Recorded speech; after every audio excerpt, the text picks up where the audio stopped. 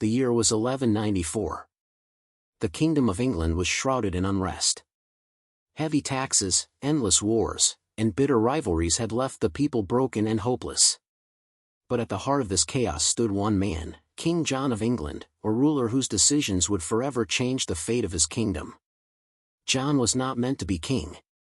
Born as the youngest son of King Henry II, he grew up in the shadow of his older brothers, particularly Richard the Lionheart, the legendary Crusader king. Where Richard was brave and admired, John was cunning and suspicious. And when Richard died unexpectedly, John seized the throne, despite whispers that he may have had a hand in his brother's downfall. From the very beginning, his reign was filled with fear. The weight of the crown. John's rule began with a crushing loss, Normandy. For centuries, English kings had controlled vast lands in France, but John's arrogance and political blunders led to war with King Philip II of France. In 1204, Philip's forces captured Normandy, and John's humiliation was complete. The loss weakened England's influence and drained the royal treasury. To rebuild his power, John turned to his people and demanded unbearable taxes. Villages that once thrived now struggled to survive. Families sold their lands, merchants went bankrupt, and farmers starved. Resentment grew quietly at first, but whispers of rebellion began spreading through taverns and marketplaces. John responded with an iron fist. Anyone who questioned him faced brutal punishments, property seized, families imprisoned, sometimes worse. The king was no longer seen as a protector, but a predator feeding on his people. The clash with the church. If crushing his people wasn't enough, John also made a powerful enemy, the church. In 1205, a dispute erupted over who would become the next Archbishop of Canterbury. John rejected the Pope's chosen candidate and appointed his own. Pope Innocent III struck back, placing England under interdict, a religious lockdown. Churches closed. Marriages couldn't be blessed. Burials couldn't be performed. For the deeply religious people of medieval England, it was terrifying. Many believed God himself had turned against their king. But John refused to back down. He mocked the Pope, seized church lands, and took church wealth to fund his military campaigns. Eventually, Innocent III excommunicated him entirely. The English people feared divine punishment, and John's image as a cursed ruler grew darker. It wasn't until 1213, when John faced the threat of a French invasion, that he finally surrendered to the Pope, kneeling in humiliation and pledging England as a vassal state of Rome. For many nobles, this was the ultimate disgrace. The road to rebellion. By 1215, anger against John had reached its breaking point. A powerful alliance of barons, men who once served the king loyally, now conspired against him. They were tired of his endless taxes, failed wars, and ruthless punishments. Behind closed doors, they drafted a set of demands, a document that would become one of the most famous in world history, the Magna Carta. John had no choice. On June 15, 1215, at a meadow called Runnymede, he placed his royal seal on the document. The Magna Carta limited the king's power, granting new rights to nobles and, eventually, laying the foundation for modern democracy. But John hated it. The moment he left Runnymede, he began plotting revenge. Within months, civil war erupted. The tyrant's last stand. John's armies clashed with the rebel barons, supported by French forces. His cruelty intensified, burning villages, executing prisoners, and crushing any sign of defiance. But fate had other plans. In October 1216, while retreating across the marshes of eastern England, John's baggage train, carrying gold, jewels, and the royal crown itself, sank into the Wash, a tidal estuary. Legend says the treasures are still buried there, lost beneath centuries of shifting sands. Just days later, John fell gravely ill. Some say it was dysentery, others whisper of poison.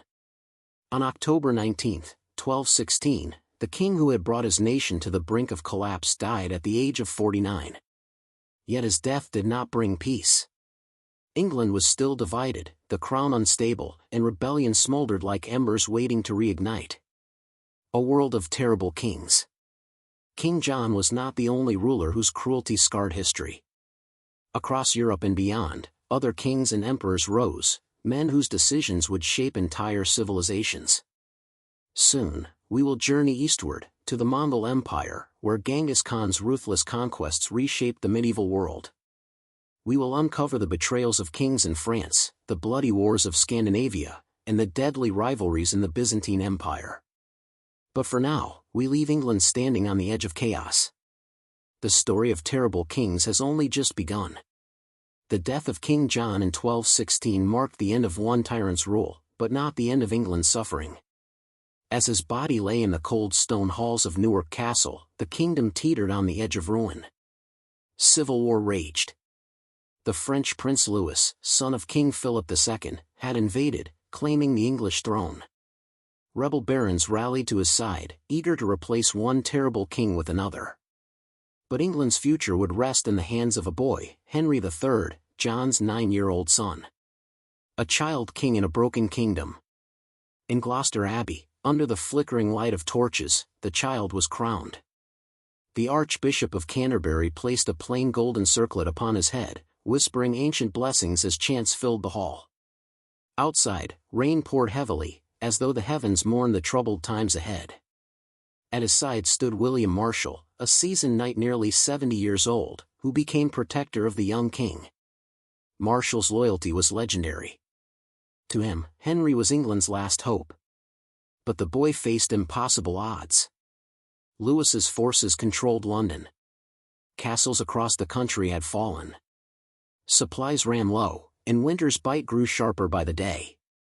Still, Marshal refused to surrender. He rallied the royal forces and rode into battle.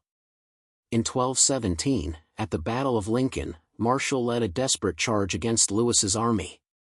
The clash was brutal, swords clashing, banners burning, the cries of the wounded echoing through the streets. Against all odds, the English loyalists triumphed. Louis retreated, and the child king's throne was secured, for now. Shadows over Europe. While England rebuilt, chaos brewed elsewhere. Far to the east, a storm was rising, one unlike anything Europe had faced before. In the vast steppes of Mongolia, under the endless blue sky, a man named Temujin had united the warring tribes. By 1206, he was proclaimed Genghis Khan, meaning universal ruler. Unlike King John, Genghis was no petty tyrant. He was a visionary, brilliant, ruthless, and unstoppable. His armies swept across Asia with terrifying speed, conquering kingdoms, destroying cities, and leaving behind rivers of blood. From China's Great Wall to the deserts of Persia, no land was safe. In 1223, his forces clashed with the combined armies of Kievan Rus and Kuman tribes at the Battle of the Khalkha River. The Mongols, outnumbered, feigned retreat, luring their enemies into an ambush. When the trap was sprung, tens of thousands were slaughtered. Europe trembled. Word of the Mongols' advance reached kings and emperors alike. Some prepared for battle. Others prayed. But none truly understood what was coming. The French crown and a growing tyranny.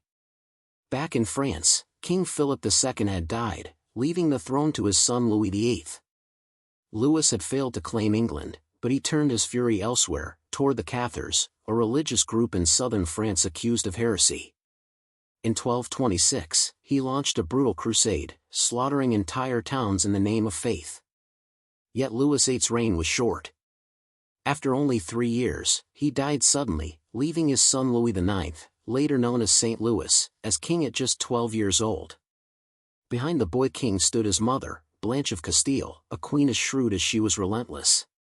She ruled as regent, crushing rebellious nobles and securing her son's future.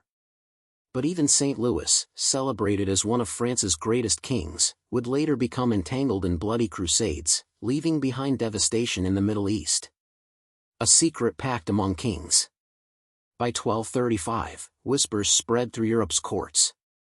Rumors of the Mongols' unstoppable conquests terrified the crowned heads of the West.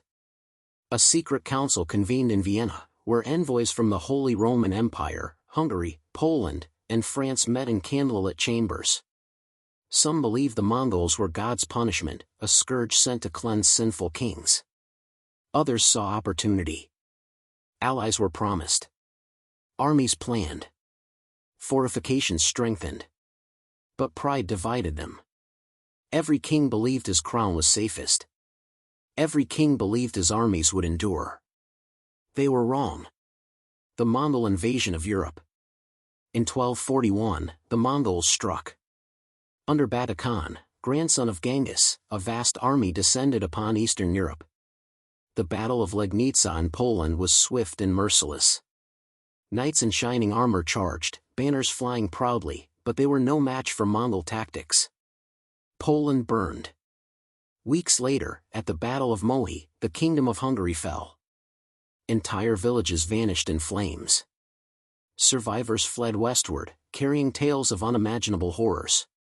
For the first time in centuries, the kings of Europe faced an enemy far greater than their rivalries. Yet instead of uniting, they hesitated. And the Mongols came closer. Back to England, a new tyrant rises. While Europe trembled before the Mongols, England faced its own darkness. By the mid-13th century, Henry III, once the child king saved by William Marshal, had grown into a ruler much like his father. He imposed crushing taxes, ignored his barons, and spent lavishly on personal ambitions. In 1258, rebellion erupted once more. Led by Simon de Montfort, the king's brother-in-law, the barons seized power, demanding reforms.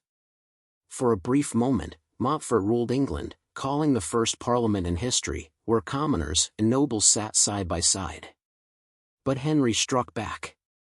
In 1265, at the Battle of Evesham, Montfort was killed, his body hacked to pieces in a brutal display of vengeance. England bled once again. A world on the edge. From England to France, from the Holy Roman Empire to the Mongol steppes, the medieval world stood divided, its rulers locked in endless wars, betrayals, and personal ambitions.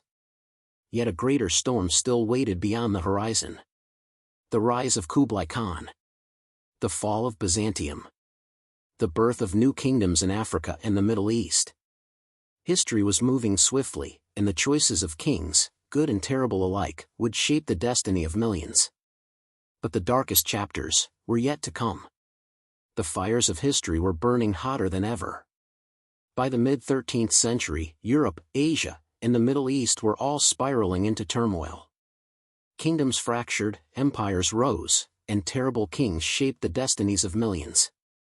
But beyond the political chaos, a silent transformation was unfolding, one that would lead the medieval world to its most critical turning point.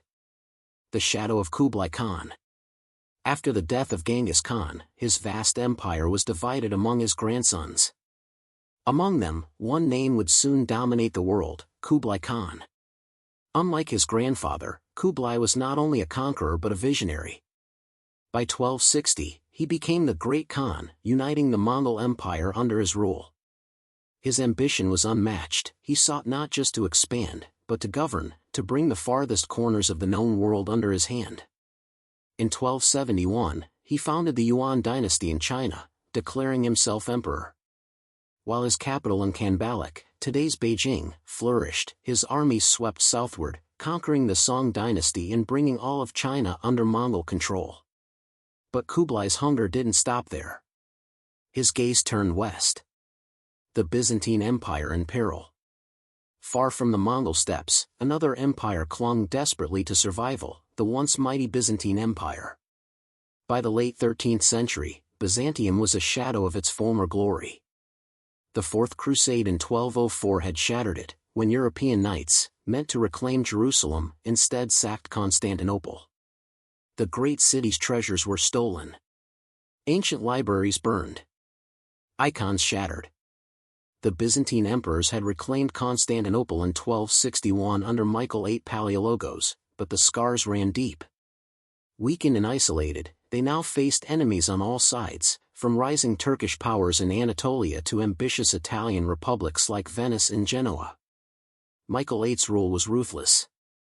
To hold the empire together, he forged fragile alliances, taxed his people heavily, and crushed dissent. His harsh policies made him feared by his subjects, and hated by his enemies. Yet he understood one thing: if Byzantium fell completely, the balance of power in Europe and the Middle East would change forever. And so, Michael watched the Mongols closely, knowing they were not just conquerors, but potential kingmakers. Europe's turmoil deepens. Meanwhile, back in Western Europe, power struggles grew fiercer. In England, after years of rebellion, King Henry III's authority weakened. By the 1270s, his son Edward, tall, ambitious, and iron-willed, began taking control. Later remembered as Edward I, he dreamed of uniting the British Isles under his rule. But his ambition came with blood. In 1282, Edward launched a brutal campaign against Wales. Castles burned. Villages fell silent. By the end, Wales was crushed, its prince executed, and Edward's power expanded. Yet Edward's hunger did not end there. In Scotland, tensions brewed. Rival clans vied for the throne after the death of their king, and Edward saw his chance. He claimed the right to choose Scotland's ruler, setting into motion a conflict that would ignite decades of war. Among those who would rise in defiance was a name whispered across the Highlands, William Wallace. But Wallace's rebellion had not yet begun. The stage was still being set. The Mongol marched toward the Middle East. While Europe battled itself, Kublai Khan's Mongols continued expanding westward. In 1258, his cousin Hulagu Khan had already dealt a devastating blow to the Islamic world by capturing Baghdad. The once glorious city, the heart of the Abbasid Caliphate, was reduced to ashes. Tens of thousands perished. The libraries of Baghdad, filled with centuries of knowledge, were thrown into the Tigris River, turning its waters black with ink. Now, by the 1270s, Hulagu's descendants controlled much of Persia and Mesopotamia, creating the Ilkhanate, a Mongol state stretching across the Middle East.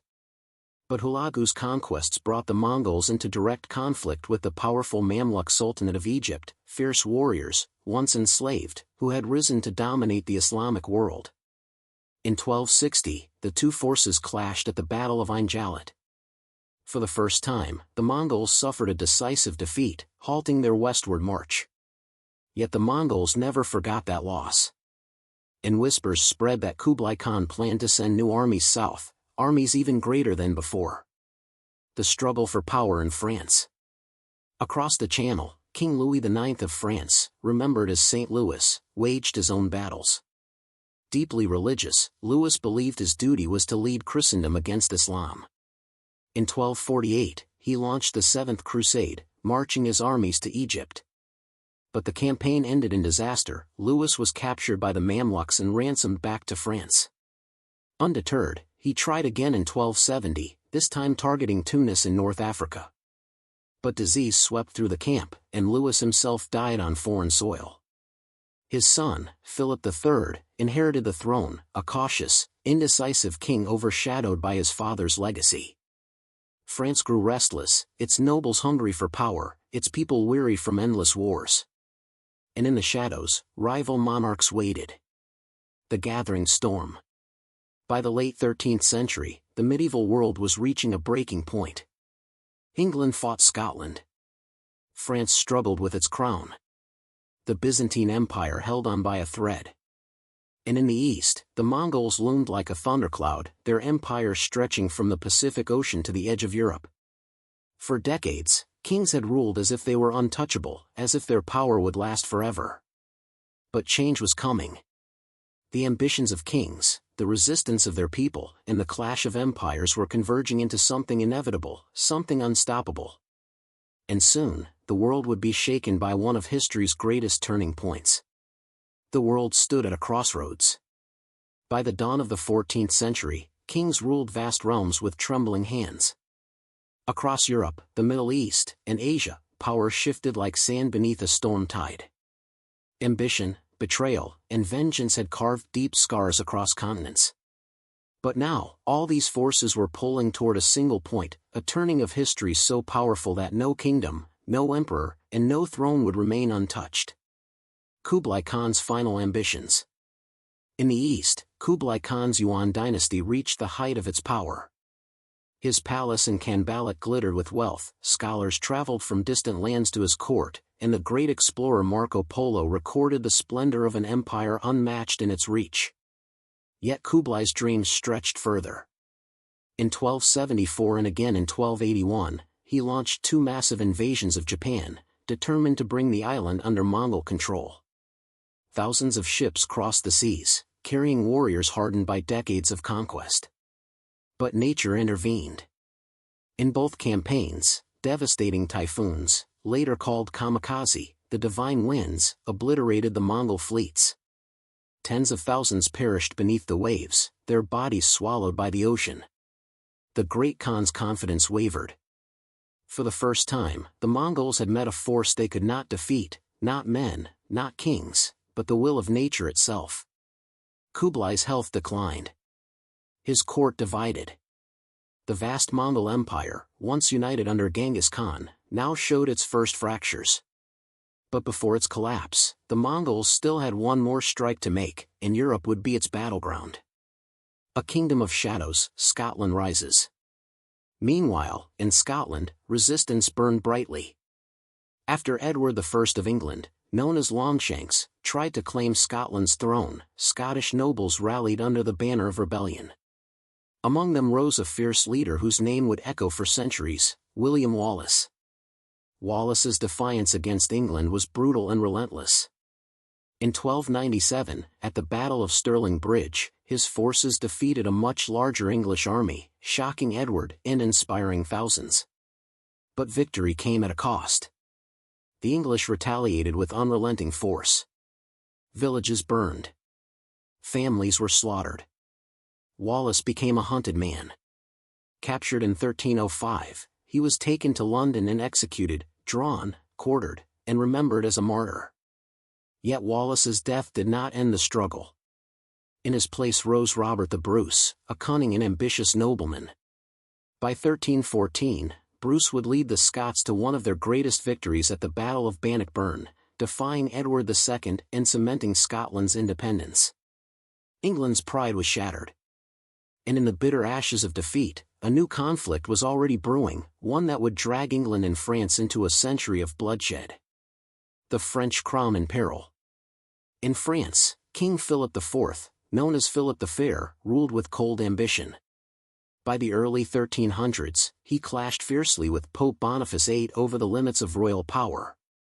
Philip taxed the clergy, defied papal authority, and eventually orchestrated the Pope's humiliation. Boniface was captured, beaten, and died soon after. But Philip's hunger for wealth reached even further.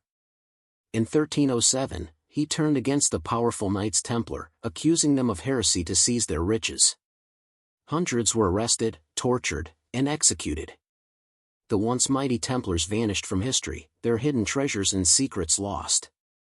Yet Philip's ruthlessness brought unintended consequences. The papacy itself became entangled in royal politics, leading to its relocation from Rome to Avignon, a scandal that divided Christendom and weakened the Church's power across Europe. For many, it seemed as though divine judgment was near. And in the midst of this turmoil, dark omens appeared, strange weather, failed harvests, and whispers of an approaching plague. The cracks in Byzantium. Back in the east, the Byzantine Empire still clung to survival, but its grip on power was slipping. After the death of Michael VIII, his son Andronikos II inherited a weakened realm. Economic collapse, corruption, and internal strife plagued Constantinople. Meanwhile, a new force was rising across Anatolia, the Ottoman Turks. Led by Osman I, they expanded rapidly, seizing Byzantine lands and carving out a growing empire of their own. Few yet realized it, but the Ottomans would one day stand at the gates of Constantinople itself. As the Byzantines fought desperately to hold their borders, their pleas for aid from Western Europe went largely unanswered. Kings and popes had their own wars to fight. The once great empire of Rome's eastern heirs was fading into twilight. A world unraveling. By the early 14th century, a chain reaction had begun. The Mongol Empire fractured. Europe descended into rivalries. The Byzantine Empire weakened. The Middle East braced for new invasions. And then, in 1337, a single spark ignited a century-long inferno. The 100 Years' War. The English crown, now worn by Edward III, claimed the throne of France through his mother's bloodline. The French king, Philip VI, rejected the claim. Pride, power, and old grudges collided, plunging the two greatest kingdoms of Europe into relentless war. Battles raged across fields and seas. Cities were burned, and villages emptied. But even as England and France fought each other, they could not see what was coming, a far greater threat than any king or army. It was silent. It was invisible. And it would change the world forever. The omen of the Black Death. By the 1340s, strange reports arrived from the east. Entire towns in Central Asia had vanished.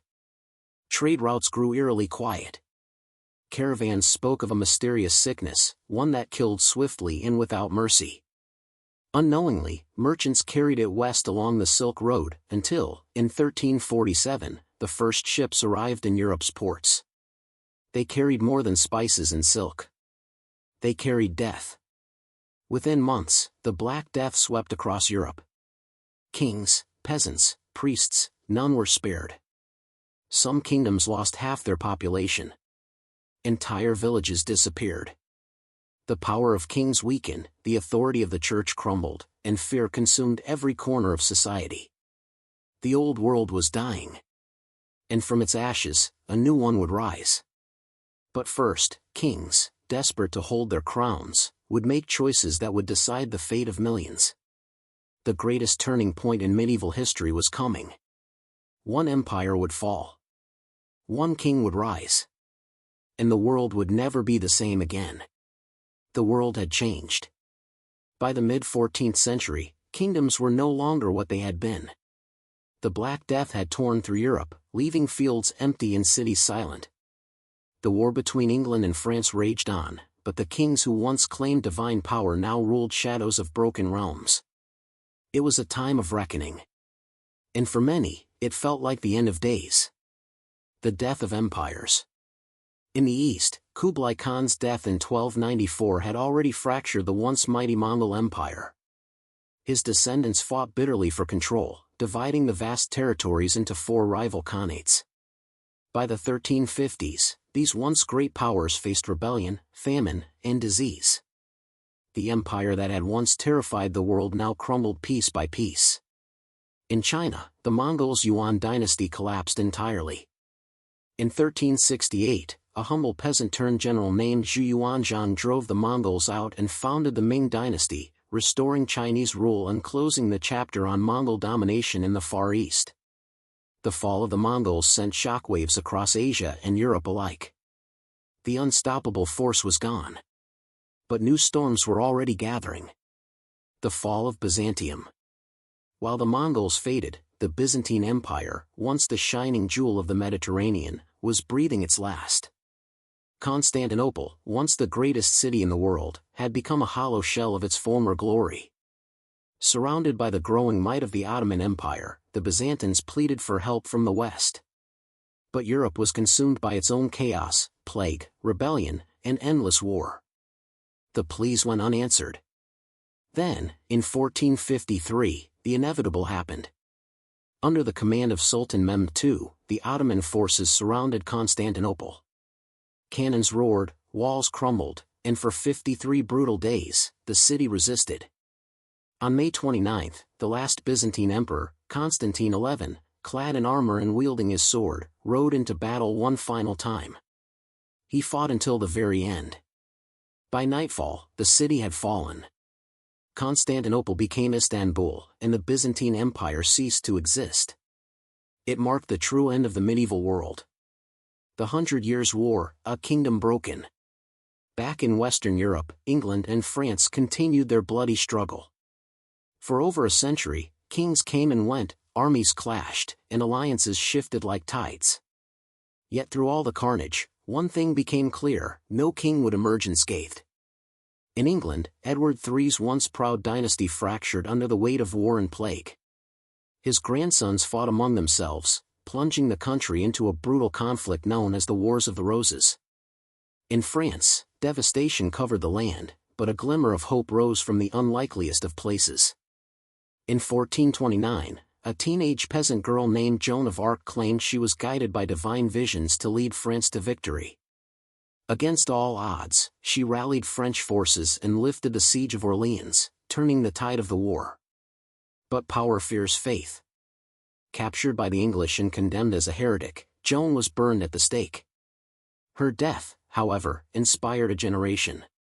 By 1453, the same year Constantinople fell, France finally drove the English from nearly all their lands, ending the war and reshaping the balance of power in Europe. The age of terrible kings ends, and a new world dawns. The 15th century marked the fading of the medieval world, a world ruled by kings who wielded absolute power, yet left trails of destruction in their wake. The terrible kings of history, John of England, Philip the Fair, Edward I, and countless others, shaped an era defined by greed, betrayal, and bloodshed. But their cruelty also brought change. From rebellion rose the idea that kings were not gods. From oppression came demands for rights and representation. From endless wars and suffering came innovation, in weaponry, governance, science, and thought. The fall of Constantinople opened ancient trade routes, spurring the age of exploration. New ideas spread across Europe, igniting the Renaissance, a rebirth of art, science, and philosophy. The darkness of the medieval age gave way to a new dawn. But history's lesson remained clear. Absolute power brings absolute consequence. And though the terrible kings had fallen, their shadows stretched across time, reminders of what happens when ambition blinds rulers to the cries of their people. Epilogue. The story of the most terrible kings is not one of glory, but of warning. It is the story of how empires rise and fall. How arrogance destroys kingdoms. How the choices of a few shape the destinies of millions. And though the medieval world is long gone, its echoes remain, in our laws, our freedoms, and our understanding of power. The kings are dead. But their lessons endure forever.